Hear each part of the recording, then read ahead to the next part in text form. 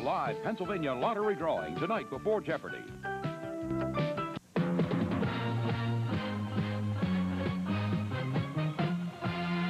Action News, Delaware Valley's leading news program, with Dave Frankel, Monica Malpass, and Robin Garrison. Good afternoon. In the news, more accusations are launched against a state Supreme Court justice. A group heads to Harrisburg to protest, and efforts toward peace are being launched again in Bosnia. But the big story on Action News this noon is sentencing for a woman nicknamed the Mall Queen. She is in a Chester County court today to learn how she is going to pay for her crimes. Karen Friedman joins us live on the Action Cam with that story. Karen? Well, Monica, the sentencing has not happened yet, but the hearing continues at this hour, and Carol Reinbold is facing a maximum of 91 years in prison. But it is doubtful that the 39-year-old former office manager will receive that severe of a sentence. Here is what happened. Reinbold has been convicted of stealing nearly $600,000 from the company she used to work for.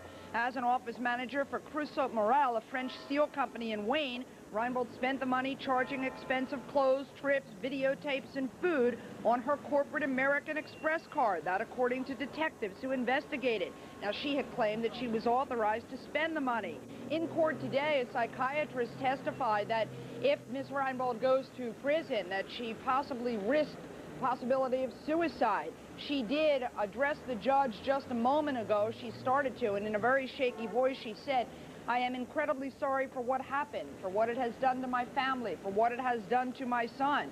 She also said that she was an extremely dedicated and loyal employee. She said, however, that she at times was, quote, being very foolish and made mistakes. So the judge right now must determine just how long she spends in prison, if she spends in prison. It has also been recommended that Carol Reinbold receive some kind of psychiatric treatment for what a psychiatrist on the stand this morning called a personality disorder. I'm Karen Freeman, live on the Action Cam in Chester County.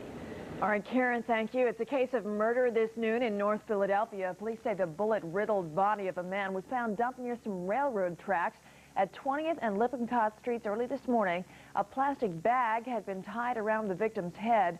No word yet on the victim's identity, nor do we know who killed him or why. Philadelphia police are still searching for a suspect and a motive in the shooting of a man in Germantown last night. 34-year-old Edward Presley was shot in the head while he was sitting inside his white Lexus in the 100 block of West Geneva Street. Police say Presley apparently drove here to Apsley Road and Wayne Avenue, but he just couldn't make it any farther. A passerby called police. Presley was rushed to Medical College Hospital. He's now listed in very critical condition. And 2 men are fighting for their lives this noon after they were shot by 4 masked men in a Southwest Philadelphia luncheonette. It happened at Dick's Luncheonette at 60th and King's Essing late last night. Police say the shooting was the result of an earlier argument. The suspects got away. The 2 victims are hospitalized now, both in critical condition. Investigators now think they know why the Salem 1 nuclear reactor malfunctioned last week, forcing a shutdown. Experts say it started when some grass from the Delaware River clogged the water intake pipes for the cooling system. So then operators reduced power in the reactor, but that is when the temperature in the reactor unexpectedly dropped 10 degrees, and they quickly had to power up. That caused a power surge. Investigators are still on the scene trying to figure out why the reactor side cooled down.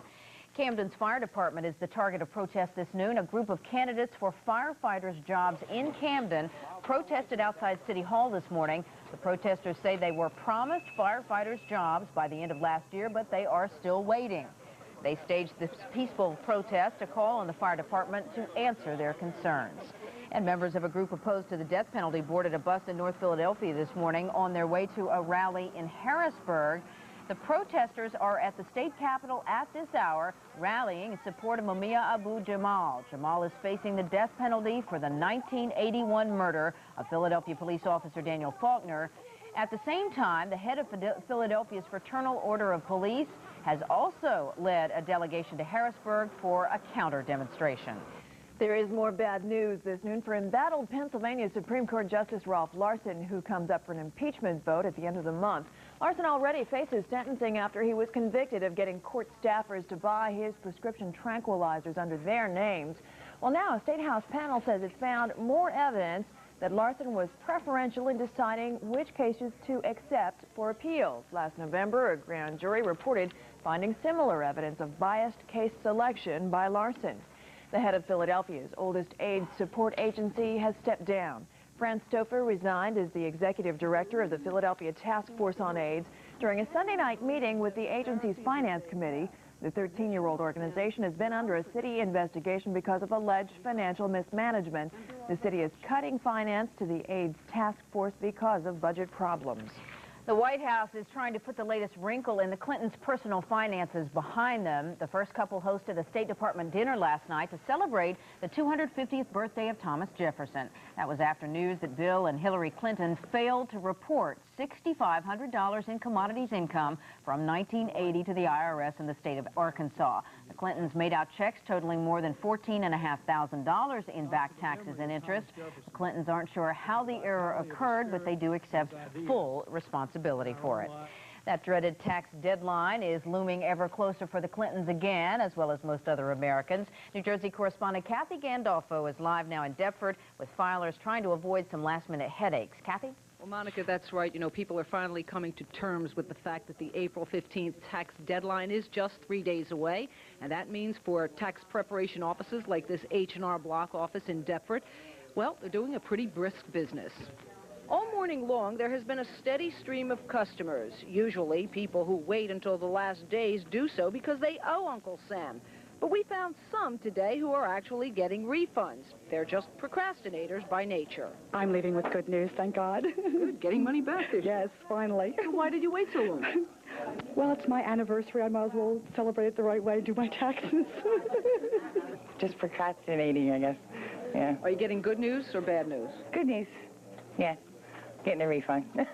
So now, aren't you sorry you didn't come in earlier? Yes, I'm very sorry. Yes, I could have used the money, yes. Tax preparers are used to the crunch. For the last few days, it'll be busy. And then there'll be people coming in after the 15th who said, "Ooh, I forgot." Now, some advice for anyone who purchased a home since December 31st of 1990, you might be entitled to some money back because of the points that you paid. Karen Overholtz, one of the tax preparers here at H&R Block in Deptford. Explain for us, if you would. Well, what they did is they decided to let seller-paid points that the seller paid for the buyer, they're letting the buyers write them off on their mortgage, on the Schedule A where the mortgages go. So it can make a big difference. I've done returns where they've gotten from 1991 and 92 where people have gotten $400 to $800 back. Now, if people have already filed their returns, what do they do? They just bring in the year that they bought the house, a copy of their settlement sheet, and we'll amend it for them. It's just that simple. You can mail it right in. Okay, Karen, thank you very much. Just mail it right in, have it done, mail it right in, get some extra money back, some unexpected cash, I guess. Okay, one more reminder. The deadline is midnight Friday, April 15th, the tax deadline. No doubt there will be a lot of people lining up at the main post offices to try to get those tax returns postmarked before that midnight deadline. Reporting live on the Action Cam from Deptford, I'm Kathy Gandolfo. Thank you, Kathy. In Bosnia, Serbian shelling of Gorazda has tapered off, but tensions remain high after 2 U.S.-NATO airstrikes. Meantime, a special UN envoy has arrived to try to coax the Serbs back to the bargaining table. Immediately after the airstrikes were ordered to protect UN forces, Serbian leaders had threatened to escalate the violence and forget the peace process. Now they say they will only talk to the Russian envoy. The U.S. says it will fully back the UN's guarantee of safety for Gorazda, even if it means another round of airstrikes. The capital of Rwanda is apparently falling into the hands of rebel forces this noon. The Rwandan Patriotic Front says its forces have advanced into the capital and they have no intention of going along with United Nations' request to sign a truce with the Rwandan government. Bloody battles erupted in that Central African country last week following the suspicious plane crash that killed Rwanda and Burundi's presidents. It's believed that violence has resulted in 20,000 deaths. American and foreign relief workers have now been evacuated from Rwanda. A pregnant Palestinian woman is the latest victim of violence in the occupied West Bank. Military officials say an Israeli whose car was stoned opened fire on a house north of Jerusalem. The Israeli civilian apparently hit a pregnant woman who was standing on a balcony holding a child. The woman was killed. The child was not hurt. The shooting is expected to add to the tensions, threatening talks aimed at turning over the occupied territories to the Palestinians.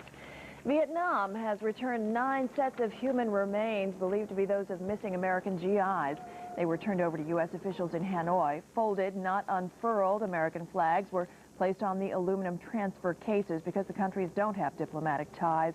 The remains came from wartime crash sites and from villagers who turned some over to authorities during a massive recovery operation over the last 2 months. Well, some kind-hearted sailors dropped anchor at a South Philadelphia school this morning. Crew members of the USS Kennedy arrived for an official Adopt a School ceremony here at the Fell Elementary School.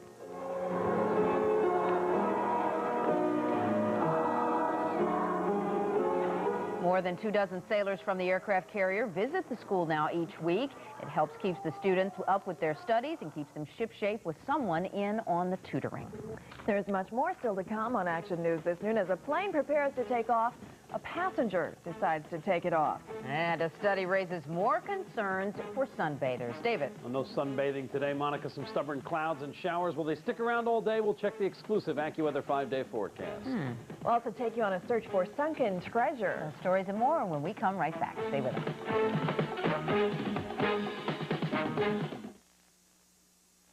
One of the world's busiest freeways is open for the first morning rush hour since the Southern California earthquake. California Governor Pete Wilson and Los Angeles Mayor Richard Riordan reopened the Santa Monica Freeway early this morning.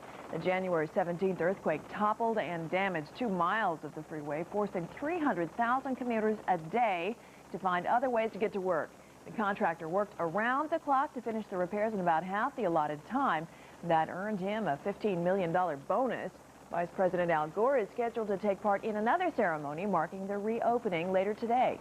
A German tourist in Florida trying to help accident victims wound up confronting a dangerous suspect. Carl Zimmerman had just arrived in Miami yesterday when he saw a car plow into the back of another car. What Zimmerman didn't know is that the driver of the car in back was a suspect in a robbery moments earlier in which a store clerk was critically shot. Well, Zimmerman approached the car just trying to help.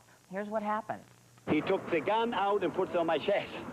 And in the same moment, I fight under his hand, and his hand with the gun in his hand moved high, and he put the gun down and puts it on his forehead. In the same moment, I was saying he's killing himself, and strike him under the hand. In the same moment, when I strike under his forehead, boom!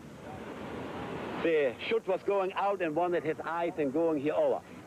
Oh, boy. Well, the shot from the suspect's gun didn't hit anyone. He was taken into custody. Of course, Florida tourist officials have been concerned over a recent series of attacks against tourists. A couple has some X-rated videotape from their honeymoon, and that video was taken on the plane ride back home. Here's what happened. Newlyweds Barbara and Charles Quinones are back in Oceanside, California this noon. Yesterday, as their flight was getting ready to take off, a man took off his clothes on the plane and began walking around with only a pair of pantyhose on. The Quinones pulled out their video camera and recorded the incident. Flight attendants could not get the man to put his clothes back on. They did talk him off the plane and wrapped him in a blanket. Las Vegas police took the man to a hospital for a psychiatric evaluation. A new federal report says baby boomers will drain Social Security funds even faster than expected. The report says without intervention, the retirement fund will be drained by the year 2036. Disability money could run out by the end of next year or by the next year, with Medicaid going under in 7 more years. A similar report last year said that Social Security had enough money to pay retirement benefits until the year 2044. The White House says passing health care reform would help control Medicare costs. Go to Health Check at noon, Monica. We've got some encouraging news about meningitis this noon. Scientists say the number of deaths among children in the U.S. from the disease have dropped dramatically. In fact, doctors now foresee a day when meningitis may be eliminated. The HIV vaccine is mostly responsible for the decline in meningitis deaths. That vaccine prevents the most common kind of bacterial meningitis. And there is a new warning about exposure to the sun. You know that too much sun can cause skin cancer, but now doctors say the sun's ultraviolet rays can damage the immune system, leaving you susceptible to bacterial infections. Tests on lab mice found even normal amounts of sunlight leave the mice unable to fight off tuberculosis, Lyme disease, leprosy, and other infections. And this just into action news this noon. Emergency crews are at the scene of a serious accident involving a police vehicle and a tractor-trailer truck in Bordentown, Burlington County. Details are still sketchy, but the accident scene is at Route 206 and Spruce Avenue. A medevac helicopter is now en route to that accident to airlift the injured to area hospitals. Of course, we'll have more for you on this breaking story as soon as details become available.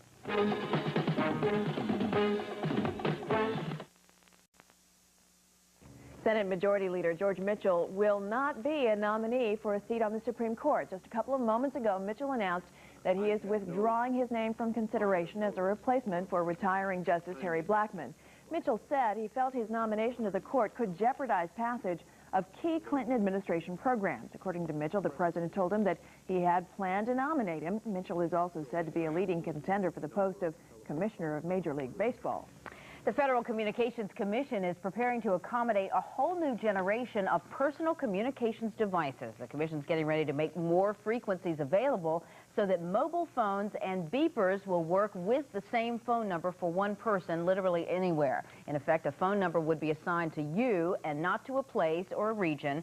That change could come by the end of this year.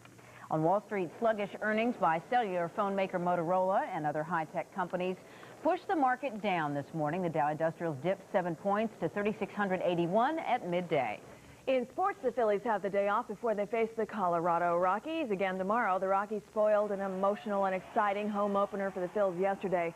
The game marked the return of John Kruk to the Phils lineup. Of course, he's been undergoing radiation treatment for testicular cancer. Kruk delighted the fans by getting a double in his first trip to the plate, one of 3 hits for the first baseman yesterday. The Phils had the lead in the 8th when Dante Bichette blasted a 2-run homer, and that put the Rockies up 8-7. That was the final score in the game. After the game, Kruk was asked about the tremendous standing ovations he received from the fans. I didn't know what to do. I didn't know if I should tip my hat or stand there and be stupid, so I just decided for that. Well, Kruk still has more radiation treatments scheduled. He says he will be on the field as much as possible during those treatments. The doctors and here are getting rid of. Folks in the Midwest are battling some new flooding already this spring, and they're still trying to recover from last summer's floods. Heavy rains hit for a 3rd day yesterday and left scenes like this one in several states.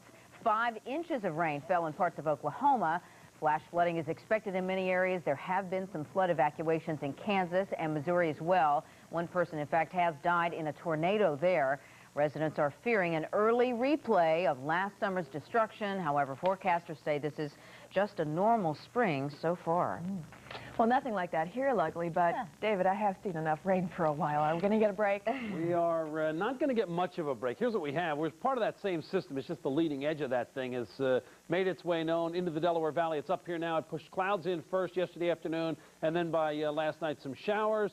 And they're sort of lingering out there, stubbornly hanging on. Let's take a look at action radar, and you'll see where the system is. We have some light stuff all around the region. The heavier, steadier rain you can see has now moved up into northern New Jersey and into New York, and that will continue its trip to the north. So the trend is toward a little less, and it's just really sort of damp out there right now with some light drizzle in spots. But it looks as though the clouds are going to continue to hang on stubbornly. Now, what's happening is this warm front is pressing from the south up to the north, and that's the fight that's taking place. Cool air to the north, warm air to the south, 58 degrees in Washington, D.C., but 89 degrees. Record high temperature yesterday in Montgomery, Alabama. So that's the battleground. This warm air will come in, and over the next few days, we'll see a nice warm-up in the Delaware Valley. Tomorrow, we pay the price with some more of these showers, maybe a thunderstorm. Then this cold front comes through, which is really more of a dry front than a cold front. Temperatures will actually get warmer. There'll be a south to southwest flow picking up, and temperatures will take a nice run up toward, may not get there, but we'll be close, 80 degrees. Wait till you see the 5-day. Let's check the call from AccuWeather. Just some drips around this afternoon. And it may also rain. It may also rain a little bit. That's 49 degrees was our low this morning. We'll get to about the mid-50s. We're really struggling on temperatures in the 40s in most spots. Harrisburg at 50 degrees and 50 for Atlantic City and Cape May. Let's check the official numbers for you out at the airport right now. Magnolias, right? Here we go. 49 degrees is the present temperature. They're magnolias. 50% because we never get that right. 50% relative humidity, but this time we are right. 30.41 steady, east wind at 6. 47 degrees, the ocean water temperature. 48 in the northeast, 50, 50, 50 for the station, Center City, and Camden. and 49 the official reading at the airport. The exclusive AccuWeather 5-day forecast. Cloudy with a shower or two left over. It is on the damp and chilly side, 56 degrees the high. Temperatures don't fall very far tonight, which is nice, partly to mostly cloudy skies. 52 the overnight low. Tomorrow, some more showers, 70 degrees the high temperature, maybe a thunder shower. We may dry out just in time for the Phillies game tomorrow night. Then on Thursday, here comes the sun. It's coming back, windy and mild, 72 degrees. Look at Friday, warmer still, partly sunny skies. Forecast 78, but 80 is not out of the question, especially if we get a little extra sunshine. Saturday, partly cloudy skies, still above normal at 72. Chance of another shower on Saturday. They were magnolias. Sure, they're not lilies? About it. Positive. Positive. Thanks, David. Finally, this noon, a modern-day treasure hunt is underway off the coast of Malaysia. Divers have found a sunken ship filled with priceless treasure lying on the ocean floor. Now they're in the middle of salvaging some of the tons of Qing Dynasty porcelain that was on board the British merchant ship. The ship sank in the early 19th century while on its way to Calcutta, India. The collection of porcelain is thought to be worth millions. All right, that's it for Action News this noon. Coming up tonight on Action News at 5 and 6. New Jersey officials are making it easier for motorists to get help in an emergency. We'll tell you how. And on our Health Check segment tonight, some discouraging news about treating the common cold. New research shows scientists have been thwarted again.